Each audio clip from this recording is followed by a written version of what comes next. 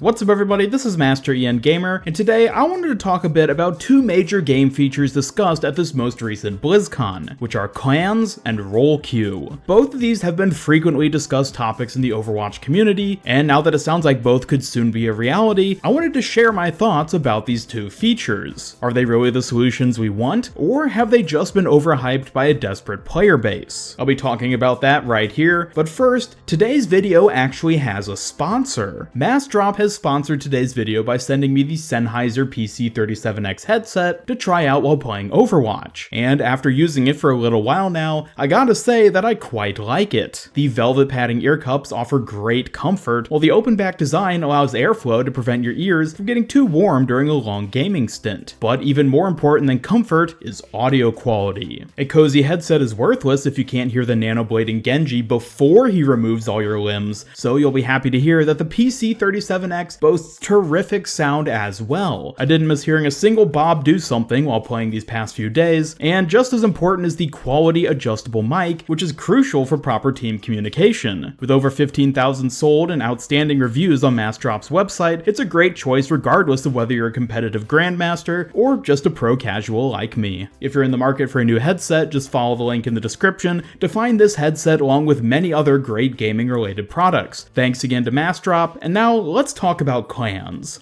So clans, or guilds if you want to call them that, are something that I've talked about before on my channel. Not long ago I made a video discussing the pros and cons of a clan system, as well as what a system like this in Overwatch might actually look like. However, now that the devs flat out confirmed that they are in the process of bringing about this social feature, I thought it'd be worthwhile to revisit the idea. The main appeal of a clan system seems to be that you could easily organize and group together friends and other players who you enjoy playing with. There may even be clan rewards on top of that, such as unique sprays, player icons, or dare I say even skins for people in different clans. And at BlizzCon, the devs made it very clear that they want clans to be a thing in Overwatch, but that it's not that easy. First of all, designing a system like this can be a challenge. This takes large amounts of development time, which otherwise could be going towards things like new game modes, quality of life improvements, or even new heroes. Blizzard needs to decide how exactly they want the feature to work, and then actually build it, both of which were apparently made harder by the fact that they want clans to not just fit Overwatch, but rather encompass the entirety of Battle.net and Blizzard's various titles. This right here was the biggest news we got regarding clans at BlizzCon, and almost certainly is the reason they failed to meet their initial deadline of late summer 2018. Scott Mercer, in an interview with Your Overwatch, revealed that the mysterious third social feature, which has been speculated about for so long at this point, was in fact a clan system, but it sounds like the decision to make the system a Battle.net feature instead of just an Overwatch one caused them to have to heavily delay it, which is quite understandable given that the Overwatch dev team is now going to have to be working with all the other Blizzard teams in order to make a system that's universal like this. Sadly, however, that also means it could actually be quite some time before the feature ever becomes a reality. Giving my personal thoughts though about having Battle.net clans versus strictly Overwatch ones, I certainly understand the appeal of this from Blizzard's perspective. Making the feature span across all games is a great way to entice players to branch out into their other titles. For example, if you only play Overwatch, but join a clan and make friends with a lot of people who also play World of Warcraft, there's a good chance you'll end up playing WoW too. Also, for those players who already play multiple Blizzard titles, it will be incredibly convenient to let your group easily transfer from game to game. However, as a player who only regularly plays one of Blizzard's titles, being Overwatch, I can't say I'm too thrilled about this. For one thing, we've already been told that because of this all-encompassing aspect, it's going to take much longer to develop than if it were strictly part of Overwatch. Knowing a really exciting system like this is being delayed for a feature that I'm probably never even going to use is kind of a bummer, but I'm sure it will be nice for a lot of other people. I suspect we'll end up seeing specific clans made with the intent of only having Overwatch members, so really I can't complain too much. I'm just glad to finally get confirmation that clans are something being actively worked on, as I think they'll be a really useful tool for pretty much everyone. So thumbs up for clans. I'm glad they're coming sooner or later. Now though, let's talk about role queue. This is something that in the past I've felt much more conflicted about. On the one hand, getting better teams where people are playing what they actually want sounds great, but on the other hand, having something like a 2-2-2 comp being enforced feels, well, kinda restricting. Additionally, I think a lot of people say they want it in Overwatch, but don't really think about how it would actually work. For instance, Scott Mercer, during the Your Overwatch interview, brought up the very real example of just because someone queues as a tank doesn't mean they'll play the tank you want. Nowadays, most people playing in a competitive setting will want a main tank. If the two tank players on the team pick Zarya and Roadhog, neither of those are a main tank. And so, then do we need to have the queue go even more specific, where each team has one main tank and one off tank? But then what about the fact that most people will want Reinhardt over Orisa or Winston?